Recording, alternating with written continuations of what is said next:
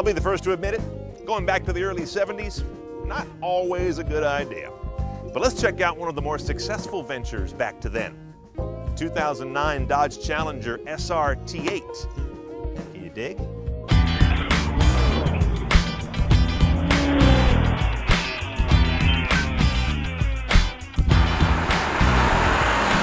Some toys you wouldn't have had in 1971 are right here. The head unit on this car is really good with navigation, Bluetooth, and our media. The nav screen, as you can see, is really colorful, nicely rendered, nice big touchscreen buttons. There is your single slot CD/DVD deck. And you're not going to miss the fact that you only have one slot, because to go with it, you have 30 gig of hard drive space. A little under 7,000 typical songs can fit on there. iPod connectivity, that's over here. Standard aux jack is right there. Above that is a USB jack for getting media loaded onto this guy. In terms of getting sound out, we've got a bass system here with Boston acoustic speakers all around, but the option is called the SRT package. Gives you 13 speakers around the cabin, Kicker branded, 320 watts of main power, plus another 200 watts going dedicated to a sub. This I don't get. There is no voice command button on the steering wheel. You have to reach way the hell across the screen to get the car to listen to you. When I first saw this car on the show circuit, when it was in a prototype fashion, I thought, wow, they nailed it. Starting at the back, you've got these kicked up hips, this kind of single lens rear taillight they just don't do anymore. And of course, a real coupé look here, long doors. Frowny face sucker mouth up here is very Challenger-esque. This is a true coupe, but not as big a car as it looks. The SRT8 has the 6.1-liter Hemi. Wow, 425 horsepower, 420 foot-pounds of torque. Mileage is EPA rated at, oh my God, that's awful city, and how am I going to pay for that highway?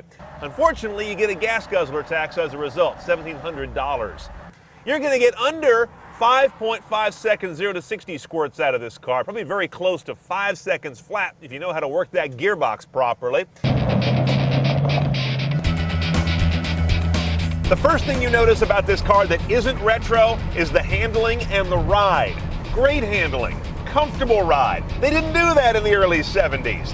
Part of what makes that go is, oh my gosh, 20-inch wheels on this SRT8, you know, big enough to put on a large SUV and not look funny. If you buy an SRT8, it comes stock with a 5-speed automatic that has been decried as just not a great transmission. Luckily, there's an extra cost option for a few $100 more for this guy. 6-speed manual with, yep, our old buddy, the pistol grip. It's a nice gearbox, the shifts are nice and clean, the throw is about right. I do find that our clutch is a little bit odd. Take-up happens at about 90% out of travel. This manual gearbox is a manly handful. It requires some brute force, and it's a little bulky from gear to gear. If you're not paying attention also, it'll guide you naturally from first to fourth. This car has the torque to handle it, but it's not real elegant. The torque band feels so broad and fat. You're always in the right gear, whether you are or not. Tremendous exhaust note, just ballsy and hard. And you've got this sort of ready-to-rip RPM friendliness. They've done a great job on this motor. Now, in addition to our normal and very excellent head unit, check this out, the EVIC, the Electronic Vehicle Information Center. When you get into that, you've got a whole bunch of what they call performance features. Here's a 0 to 60 timer, 1/8 mile and 1/4 mile trap times, braking distance from speed to 0, G-force compass, check that guy out, and a G-force record.